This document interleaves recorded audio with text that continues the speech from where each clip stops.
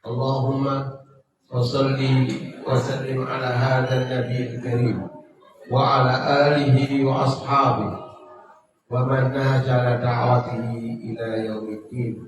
Rabbi shrah li sadri wa yassir li amri wahlul 'uqdatam min lisani yafqahu qawli. Amma ba'du, ibu sekalian yang rahmati Allah Subhanahu wa taala. Tentunya kita bersama-sama pada sore hari ini mengucapkan syukur alhamdulillah kehadirat Allah Subhanahu wa taala yang telah meringankan kita semuanya untuk tetap mengikuti kajian rutin di Baitul Izzah. Kita yang datang ke pengajian ini setiap hari Minggu demi untuk mencari ilmu. Nabi Shallallahu Alaihi Wasallam menjelaskan kepada kita, man salaka tariqan yaltamisu fihi ilman sahalallahu lahu tariqan ilal jannah. Barang siapa orang yang melangkah mencari ilmu ke majelis taklim demi untuk pahami urusan agamanya, berarti dia melangkah menuju surga Allah Subhanahu wa taala. Semoga kita semuanya termasuk digolongkan oleh Allah Subhanahu wa taala ucapan Rasulullah sallallahu alaihi wasallam, kita semuanya melangkah menuju surga Allah Subhanahu wa taala. Amin ya rabbal alamin. Ibu sekalian, di sini ada sebuah hadis Nabi sallallahu alaihi wasallam. Lebih tepatnya saya baca lebih dahulu hadisnya. Wa an Abi Hurairah radhiyallahu anhu anna Rasulullah sallallahu alaihi wasallam qala man da'a ilal huda kana lahu minal ajri mithlu ujurihi man tabi'ahu la yanqusu dhalika min ujurihim syai'an wa man da'a ila dhalalatin kana 'alaihi minal ithmi mithlu athami man tabi'ahu la yanqusu dhalika min atharihim syai'an. Rawahu Muslim. Nabi kita Muhammad sallallahu alaihi wasallam menjelaskan kepada kita, man da'a ilal huda, barang siapa orang yang mengajak ke jalan kebaikan, ke jalan mencari ilmu, ke jalan ketaatan, ke jalan ibadah kepada Allah, bersama-sama mengajak untuk mendatangi kajian ini, maka kana lahu minal ajri mithlu ujurihi man tabi'ahu la yanqusu dzalika min ujurihim syai'an. Maka orang itu mendapatkan pahala sebagaimana apa yang ia peroleh, pahala itu tidak dikurangi oleh Allah Subhanahu wa taala seperti itu. Jadi ketika kita mau berangkat kajian ini, mengajak teman kita, sahabat kita, kerabat kita, anak cucu kita, tetangga kita, ayo bareng-bareng pengajian. Maka kita mendapatkan pahala sebagaimana kita mendapatkan pahala pertama. Orang itu dapat pahala, berarti kita dapat pahala. Pahala kita berapa? Dapat 2. Ini kalau 1. Dan kalau diamalkan, ilmu yang kita berikan itu, silakan maka dia mendapatkan pahala terus. Sejak dia mengamalkan ilmu itu, mendapatkan pahala. Terus mendapatkan pahala. Kemudian dia mengajarkan lagi, mendapatkan pahala. Dia diajarkan lagi orang banyak lagi, dan pahala. Terus dapat pahala. Maka pahala yang luar biasa. Makanya Nabi Sallallahu Alaihi Wasallam menjelaskan kepada kita, sebaik-baik sedekah itu sedekah ilmu. Ilmu yang disampaikan. Nah, siapa orang yang menyampaikan sedekah ilmu? Yang pertama adalah junjungan Nabi kita Muhammad Sallallahu Alaihi Wasallam dengan para sahabat-sahabat. Sedekah yang paling baik adalah ilmu. Sedekah uang, makanan, minuman, pakaian, apapun itu baik. Tapi tidak seperti ilmu. Ilmu terus nyantol. Sekarang saya dapat ilmu, saya ajarkan 10 orang, kemudian 10 orang mengajarkan lagi. Berapa lagi? 100 orang, 100 orang, terus tambah pahala. Setiap apa yang kita ajak untuk menuju kebaikan. Nah, kita bukan guru, bukan seorang ustazah, bukan seorang ustaz. Maka bagaimana cara seperti ini? Kita mengajarkan ilmu kepada putra dan putri kita, anak-anak kita, cucu kita, anggota keluarga. kita menyampaikan kebenaran-kebenaran yang ada di rumah kita itu termasuk kita dakwah, mengajak kepada kebaikan. Maka Nabi Shallallahu Alaihi Wasallam menjelaskan kepada kita, tidak ada orang yang melakukan dosa maksiat kemudian kedua orang tuanya melakukan dosa. Kalau selama orang tua tidak pernah memperintahkan, ada orang tua memperintahkan, ayo nak kau nyolong nak, ayo kau mencuri, jadi perampok, korupsi, menipu, main judi lah, itu semuanya dilarang.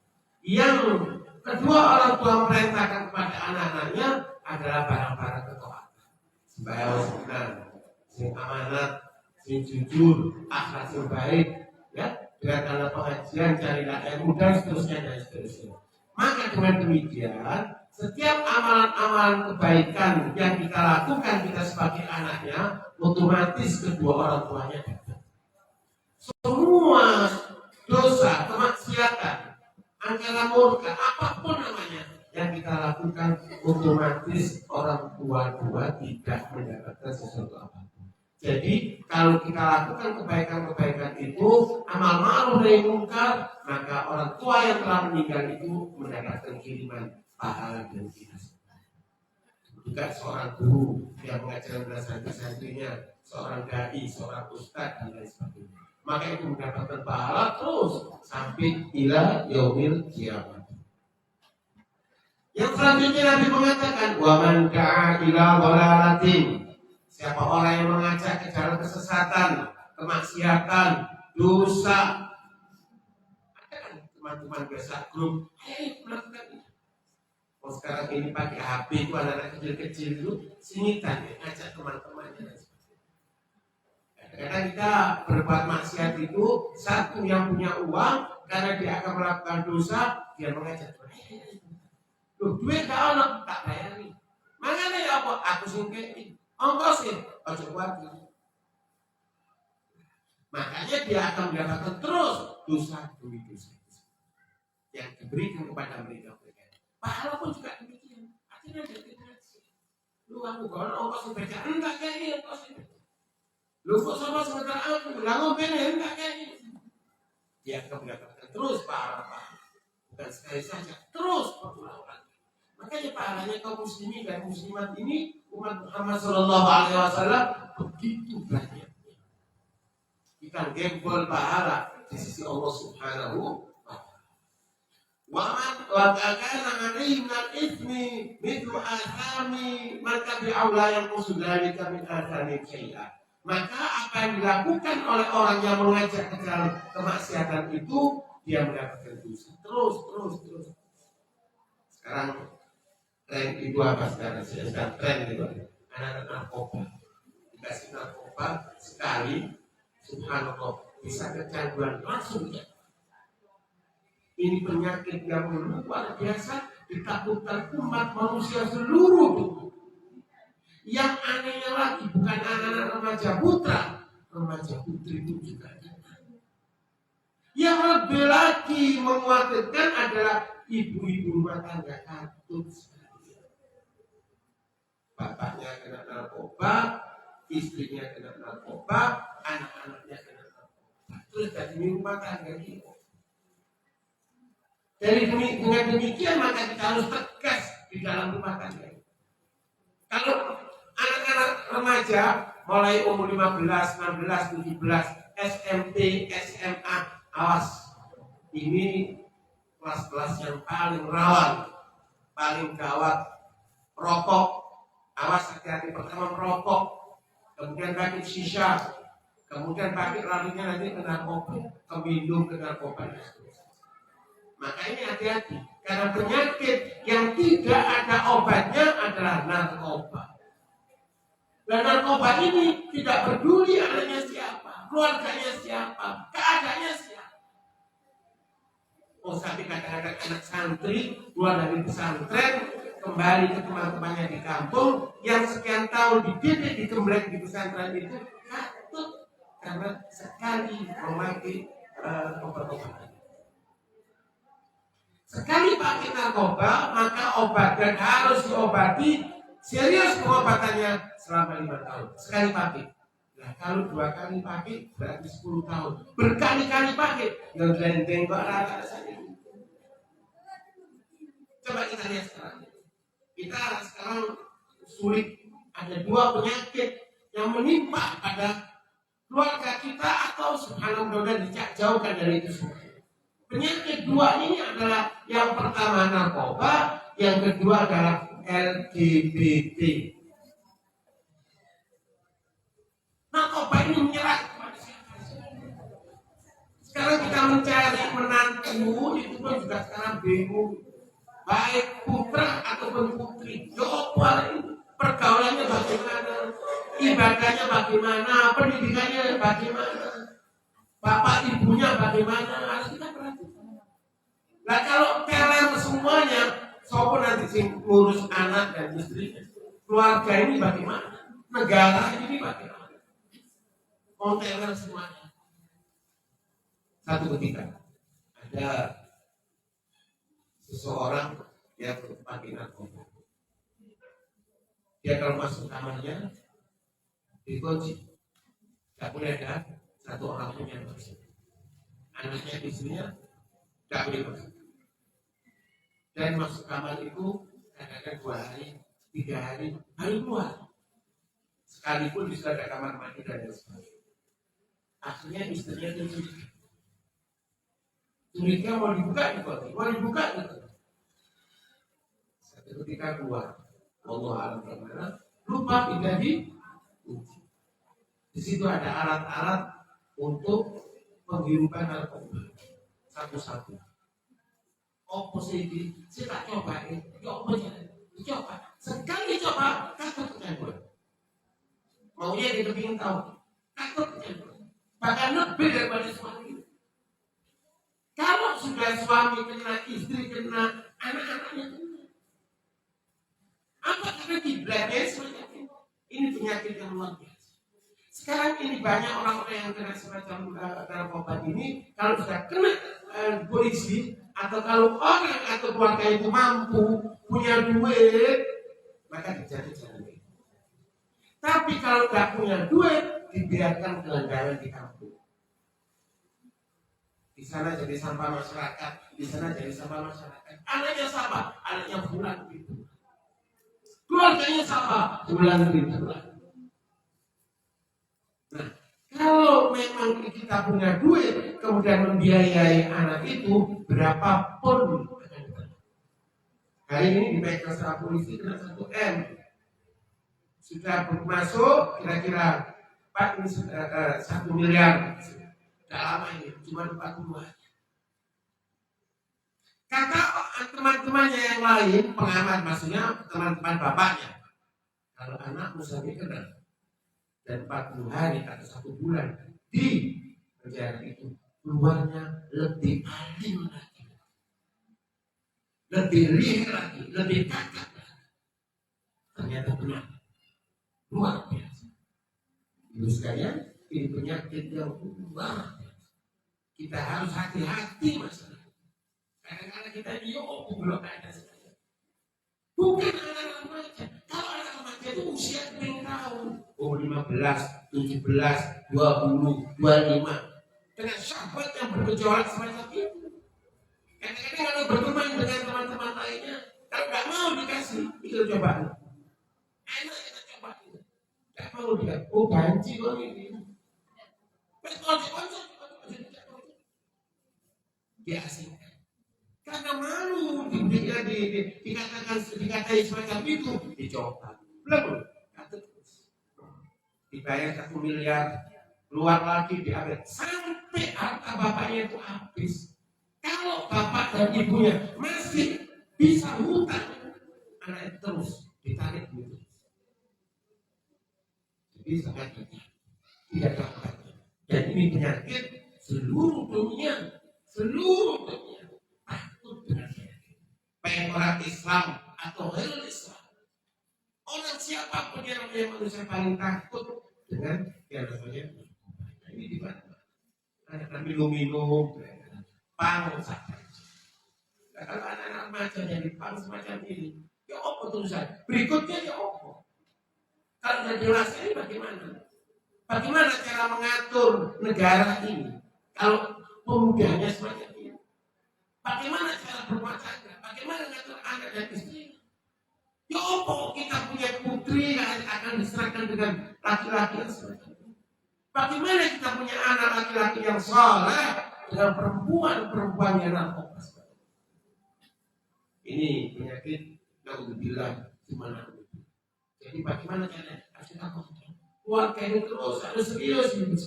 Ya ayyuhalladzina amanu qu anfusakum wa ahlikum nara wa quduha nasu wal hijrah. Wahai orang-orang yang beriman, jaga diri. Bapak atau suami mengajarkan ilmu, awas hati-hati kepada istri-istri. Istri pun juga demikian, harus menegur apabila ada suami yang salah. Suami juga manusia, kadang-kadang salah, kadang-kadang benar. Bukan nabi, bukan rasul, bukan malaikat Allah, manusia biasa. Yusi gua yukti, kadang-kadang benar, kadang-kadang salah. Juga istri terus dikembali terus diajak untuk mendekat kepada Allah. Nasihat ini nasihat terus, tidak boleh berhenti. Wahai suami-suami, memberikan nasihat kepada istri-istrinya dan anak-anaknya. Wahai istri-istri, tidak boleh berhenti untuk menegur kepada suaminya apabila ada kesalahan dan kita mendengarkan nasihat-nasihat suami. Baik suami kayak songke nasihat, tak bisa ngasih ujangan, maka kita dengarkan kajian-kajian seperti itu. Kita sampaikan kepada anak-anak kita, suami kita. Yang kedua, penyakit yang kedua. Jadi sampai hartanya habis, terus bisa utang, terus dihabiskan sampai jadi subhanallah. Ini saya katakan penyakit toko. Dulu orang itu banyak yang Nabi SAW mengatakan, awas hati-hati dengan umul khaba'ith. Al-khamru umul khaba'ith. Minuman keras itu adalah gudangnya segala kemaksiatan. Sekarang meningkat. Lebih dari khamr. Apa itu? Menunggu. Tidak ngomong, jangan ke sana. Tidak bekerja, malas. Tidak aktivitas yang lainnya, malas. Maunya goyah ke sana. Minta duit terus, menekan kepada bapaknya, menekan kepada ibu. Saya berikan. Adalah sebagai kecanduan narkoba.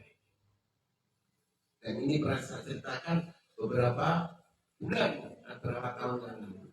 Ibunya jualan kayu-kayu. Kemudian ibunya masak sayur-sayur karena ada pembeli. Kemudian sudah dinyalakan apa? Dia di depan ibunya melayani yang lain. Pembeli bertanya, apa sudah selesai lagi kok di umum baik? Kubis yang direbus kok terlalu kacangnya direbus kok belum gitu loh. Untuk kita bunyi gasnya habis, dilihat gasnya gak dijual oleh anak. Dipateni, dijual, diberikan apa? Diberikan sabu-sabu. Itu bapaknya dan ibunya, yang bapaknya berdiri saja sampai semakin, dan ibunya sudah langsung sakit. Sampai tega-teganya ibunya berdagang sayuran, gado-gado, pecel dan lain sebagainya. Ketika dipakai tabung ini dicopot, dijual. Ini hati-hati dulu sekalian. Untuk saya pribadi dan untuk ibu-ibu, ayo kita bersama-sama menjaga keluarga kita. Jangan sampai kejadian hal-hal yang tidak kita inginkan. Kalau keadaan kita ini pas-pasan, kita dianggap orang fakir, dianggap orang miskin, no problem. Asal jangan membuat sesuatu perbuatan-perbuatan yang menakutkan. Harus kita mendekat pada Allah. Yang kedua adalah masalah LGBT. Ini ya apa saya ini penyakit ya apa LGBT? Laki dengan laki, perempuan dengan perempuan. Kau dulu Nah, kalau laki dengan laki, perempuan dengan perempuan, kalau ada keturunan lagi. Dan seseorang kalau semacam ini, maka tidak nyaut, tidak respon, tidak ada syahwat, tidak ada setrum dengan lain jenis. Itu biasa. Ini sangat menakutkan. Beberapa waktu yang lalu, saya mengisi khutbah nikah di satu tempat, di satu kota. Setelah itu selesai saya pulang, kurang lebih 3 bulan berikutnya saya ketemu dengan anak tersebut. Saya bilang, maklum, selamat pengantin baru. Saya sekarang sudah gak jadi, Ustaz. Kenapa gak jadi? Saya heran dengan istri saya. Dia tidak suka dengan saya. Dia lesbian. Mau dengan sejenis. Ini yang pertama. Yang kedua, laki-laki kawin sudah berapa bulan, mungkin hampir setahun, menutupi keadaannya, tiba-tiba tidak ada apa-apa, tidak disentuh. Itu perempuan. Ini kedua-duanya penyakit yang luar biasa. Penyakit ini penyakit menular. Ibu sekalian perlu diperhatikan, penyakit ini penyakit menular. Sallallahu alaihi wasallam menjelaskan kepada kita, idza ra'aital fa'ila wal maf'ul faqtuluhu. Kalau kamu melihat ada orang yang lesbi atau orang-orang yang homoseksual, bunuh berdua. Kenapa? Nabi kita Muhammad sallallahu alaihi wasallam itu kalau ada anak-anak yang mulai kaji-kajian dan sebagainya, diusir. Karena sangat menular dengan teman-teman. Ibu-ibu sekalian yang rahmat Allah Subhanahu wa taala, ini penyakit yang sangat menakutkan. Jangan sampai kita ini diam masalah kemungkaran-kemungkaran ini. Mulai kecil, kalau ada sesuatu kelainan anak kita ini langsung datang. Kadang-kadang kita tidak besok di sekolah-sekolah. Ya, terus mari mungkin lomangane di mobilnya, iki pakaiannya sangune wis.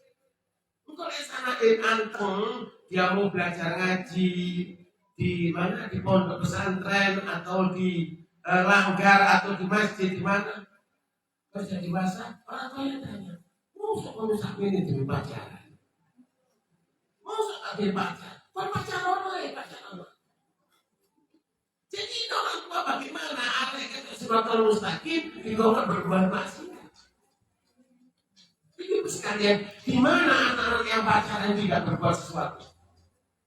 Kalau pacaran masih pertama bertemu, kemudian ngomong, kemudian janjian, kemudian memegang tangannya, kemudian berciuman, kemudian berpelukan, kemudian akhirnya berhubungan badan. Yang Al-Quran itu awas kepada kita. Wala taqrabu zina, innahu kana fahishatan wa sa'a. Jangan sekali-kali kita ini sampai berbuat zina. Harus menyesal. Jangan sampai anak-anak kita jaga. Itu bagaimanapun buah hati kita. Kalau anak-anak itu menjadi anak baik, akan menjadi mendoakan kita. Waladun sholihun yad'ulah. Anak yang soleh, yang anak akan mau mendoakan kedua orang tuanya apabila maaf. 3, sedekah jariyah. Ilmu minta tahu bibi atau waladun sholihun yad'ulah. Nah kalau anak yang lunas ya sudah tingkai kakaruan, kadang-kadang mengakibatkan dan akibatnya kurang ajar dengan orang tua, bahkan orang tua sampai akhirnya dihina-hina, ditunjuk-tunjuk dengan tangannya, diusir dari rumahnya, dicaci maki, bahkan ditekan, dimintai uang, padahal ibu yang gak nyambutkan. Ada simpanan agak emas yang dipakai perhiasan oleh suaminya dulu, maka dipaksa untuk diminta dan dijual. Bahkan lebih dari itu, sampai ada yang dibunuh. Ada yang dibunuh, berapa banyak anak yang kita lahirkan tiba-tiba besarnya menjadi pembunuh, yang juga adalah orang tua. Berapa banyak anak-anak yang kita harapkan nanti kelak mereka itu menjadi anak yang soleh, yang akan membantu saya. Ternyata mereka itu adalah pemerintah kita. Al-Quran sudah membicarakan hal itu. Wala taqul lahuma uff wa qul lahuma qawlan karima. Jangan kamu bentak-bentak bapak dan ibumu, dan berkatalah dengan kata-kata yang baik. Ini Al-Quran biasa semacam itu. Ternyata banyak. Tidak ada penyesalan di dunia ini seperti kita disakiti hati kita oleh anak-anak kita. Tidak ada kebahagiaan, sumber bahagia seperti dibahagiakan oleh anak-anak kita. Ada di antara kita kadang-kadang anak yang biasa-biasa. Kok gak bawa anak itu pulang sih? Kok gak seperti itu kan? Jangan sekali-kali kita mengatakan seperti itu. Harus kita dorong anak itu supaya lebih dari anak yang berikut, supaya semangat. Sekarang ini ibu-ibu sekalian, kita harus serahkan anak-anak kita ini kepada ustaz-ustaz seperti Pak, guru-guru ngaji, orang-orang yang soleh, kumpulono orang baik-baik, kumpulono orang yang soleh. Dan kita sendiri sebagai ibu harus kita mengangkat tangan di waktu tengah malam. Yang mulai kita minta kepada Rabbana hab lana min azwajina wa dhurriyyatina qurrata a'yun waj'alna lil muttaqina. Jadikan anak-anak menjadi qurrata a'yun, nek didelok foto menyenangkan, nek dijak ngomong dijawab dengan enak, pikirannya ditutur siratal mustaqim, beriman, berakhlak. Sekarang banyak orang menangis. Zaman ini adalah zaman akhir. Zaman Nabi SAW 14 abad yang lalu, Nabi mengatakan, ada zaman akhir. Ini zaman akhir. Apalagi zaman kita. Sangat-sangat mengkhawatirkan ibu sekalian. Kadang-kala kita memerintahkan anak pokok sekolah. Rem agamanya tidak ada.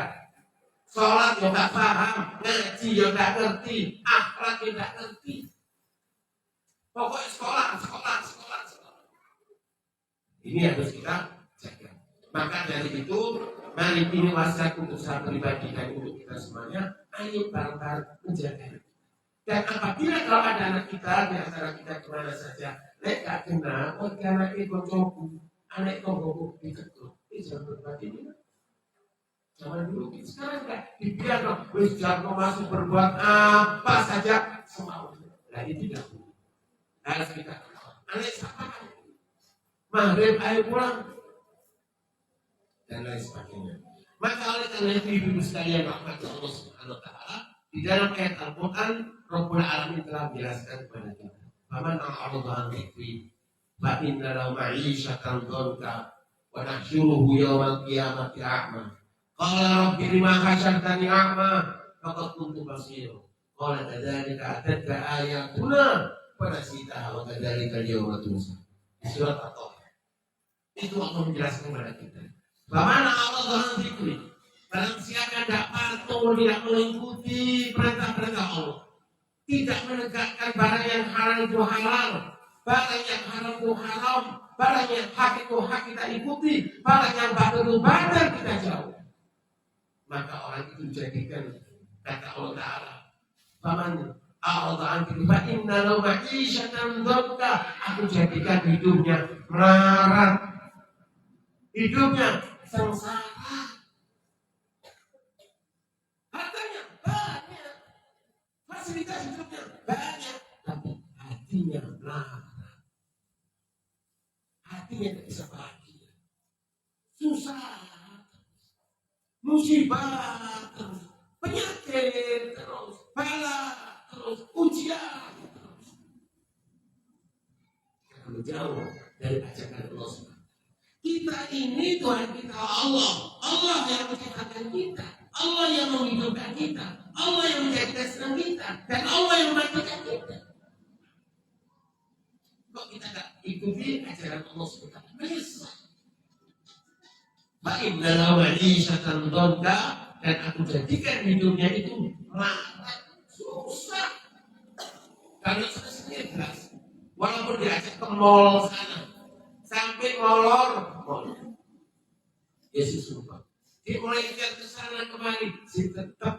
dia itu tidak ada kesenangan. Apa sebabnya? Karena dia berjauh dari yang namanya as-shalah, sembrono dengan sembahyang, sembrono dengan sholat.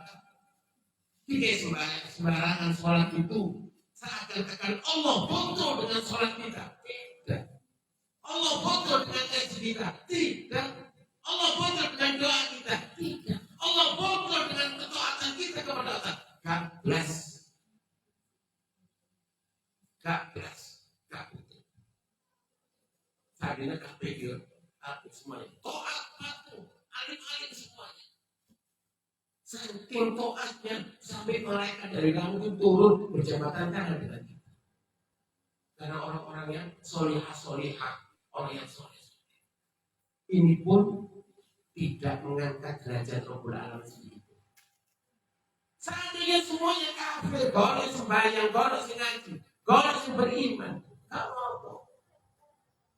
Itu pun tidak mengurangi derajat ketinggian Allah Subhanahu wa Ta'ala.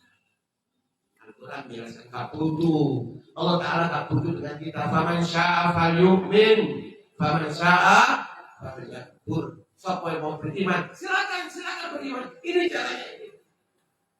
Yang mau kafir dan mengikuti, ini caranya. Ini perintah Allah Subhanahu wa Ta'ala. Makanya bagaimana? Ayo kita ini mengikuti jalan yang benar. Kita ini mau taat kepada Allah Ta'ala. Ya apa caranya taat? Harus duduk dengan ulama, dengan para kiai, para ustadz, para guru. Maka kita mendengarkan. Ya apa caranya mengenal kepada Allah, mengenal kepada Rasulnya, ibadah kepada Allah, taat kepada Allah, supaya kita selamat hidup kita kepada Allah Ta'ala. Kita ikuti para ulama. Karena ulama ini adalah pewarisnya para nabi. Al-ulama'u warasatul.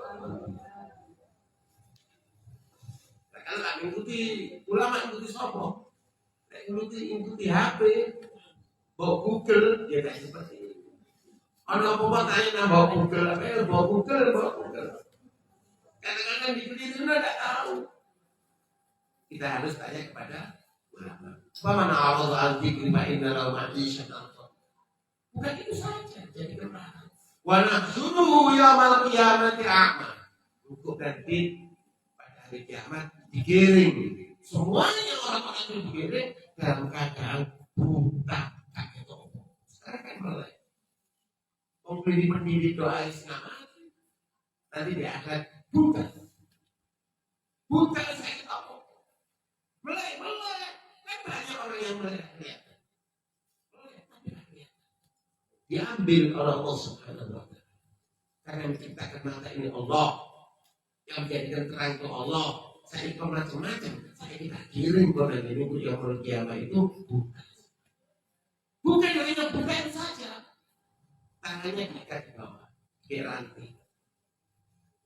Kemudian kakinya pun juga demikian. Disambung rantai yang di tangan sampai rantai yang di. Kemudian setelah itu dengan merasakan panas, sakit, letih, payah badannya, dikirim berjalan menuju neraka. Menurut buta, apa? Wisi dirantai buta. Wanak suruh yaumal qiyamati a'ma. Kata kirim kata Allah Ta'ala dalam keadaan sekelompok di antara mereka bertanya. Qala rabbi lima hasyartani a'ma. Ya Allah, kenapa kok sampai dikirim saya dalam keadaan buta semacam ini? Mau aku biar orang ini dunia kayak macam-macam. Warna-warni kelihatan anak saya, suami saya, keluarga saya, tetangga saya, sahabat saya. Macam-macam warna saya lihat. Macam-macam sudah saya rasakan dari mata ini. Saya membaca dengan mata.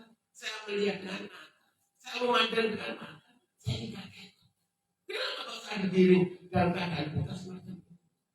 Dijawab sama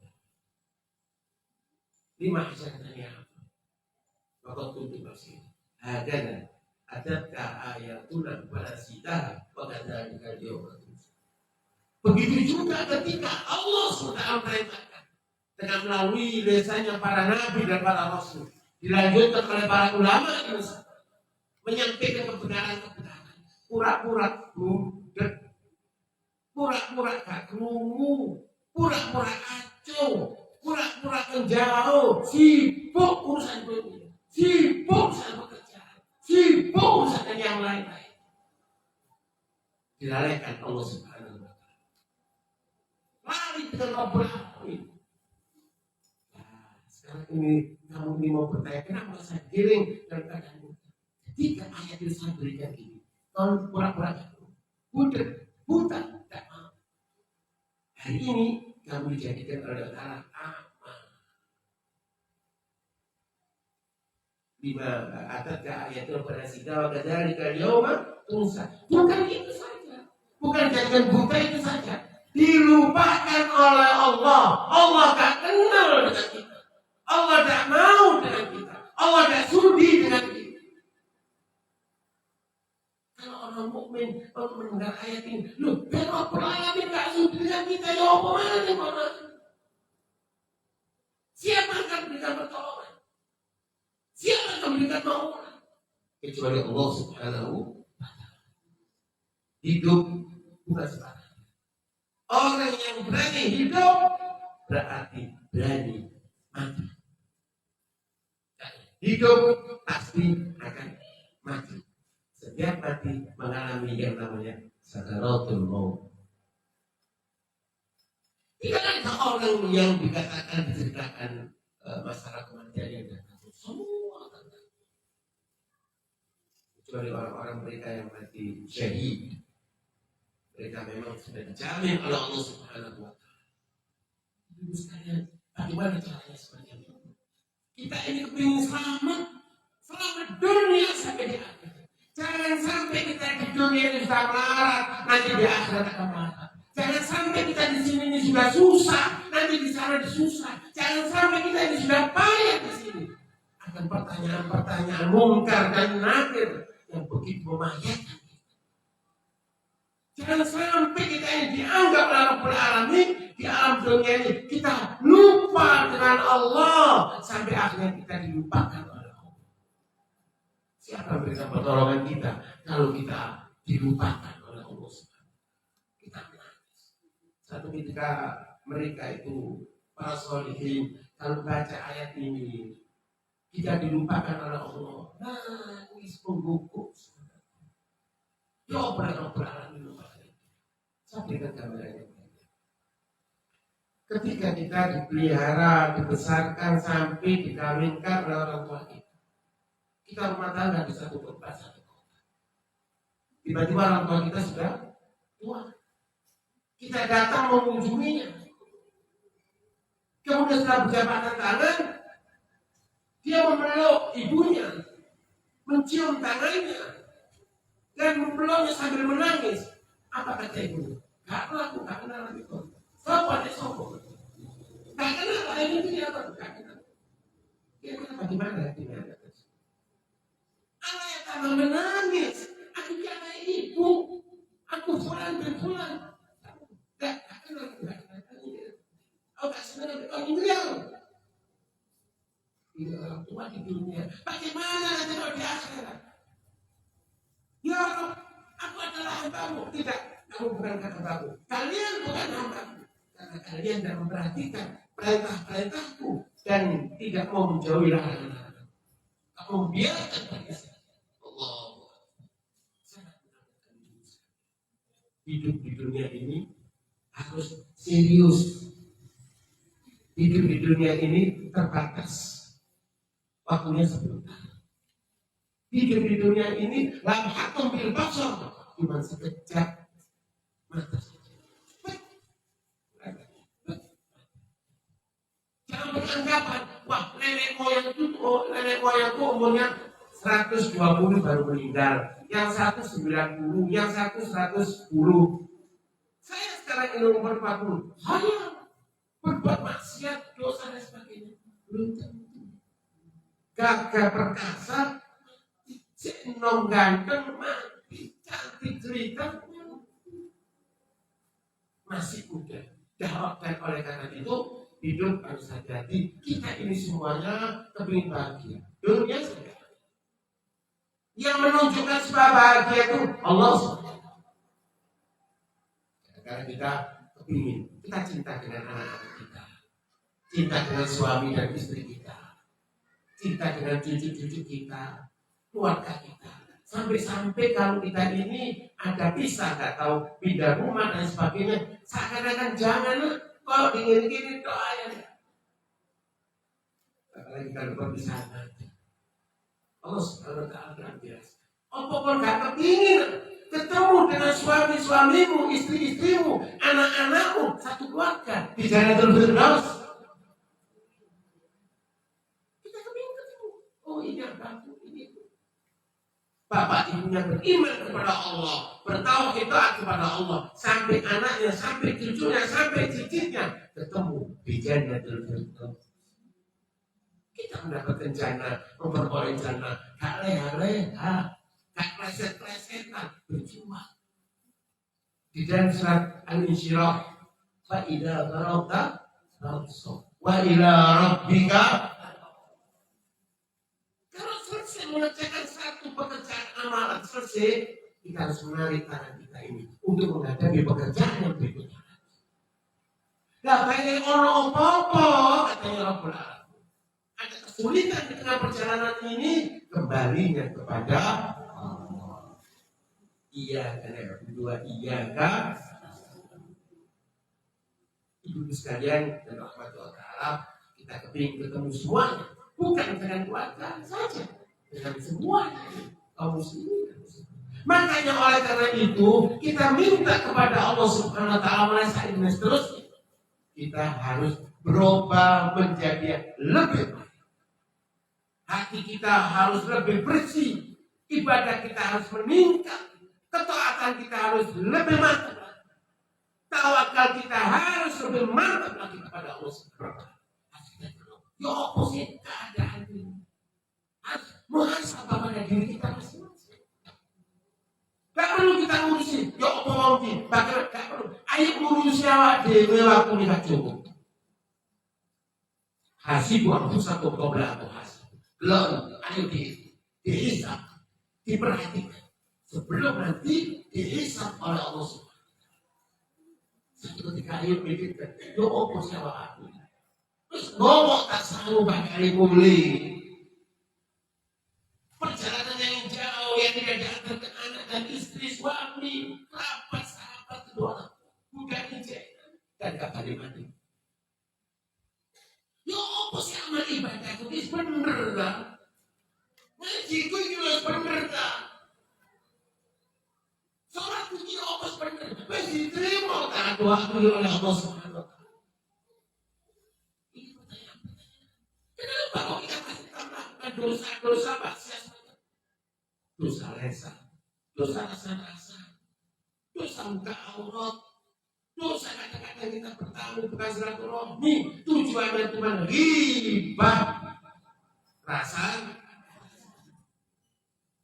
Saya katakan ibu sekalian, kalau kita ini bertamu di rumah kerabat, famili, tetangga kita, kalau mau disuguhi teh, boleh, susu boleh, makanan apapun boleh, tapi jangan mau kalau dihidangi bangke. Jangan mau kalau dihidangi bangke saudara kita yang sudah keluar ulatnya, baunya busuk, kemudian diajak makan berbareng-bareng. Makanya ini kita bertamu tujuannya rasa. Kalau orang sudah rasa ini pasti barang kejelekan orang itu yang dibicarakan.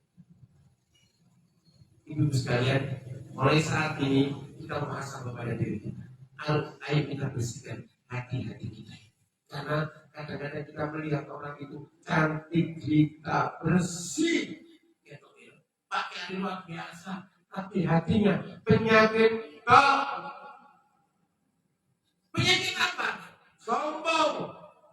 Sombong yang luar biasa. Kata apa itu sombong? Nah, sombong. Sombong tidak boleh sombong. Kemudian penyakit sombong. Sombong dengan egonya, sombong dengan kekayaannya, sombong dengan anaknya, sombong pada dirinya, sombong dengan semua yang dimiliki. Ingat, Kalau kita diberi sesuatu oleh Allah SWT, kemudian kita sombong, menyombongkan pemberian Allah kepada orang lain, maknanya kita tidak mampu menerima rezeki dari Allah SWT. Selanjutnya, dengki, hasud penyakit. Ini penyakit internasional.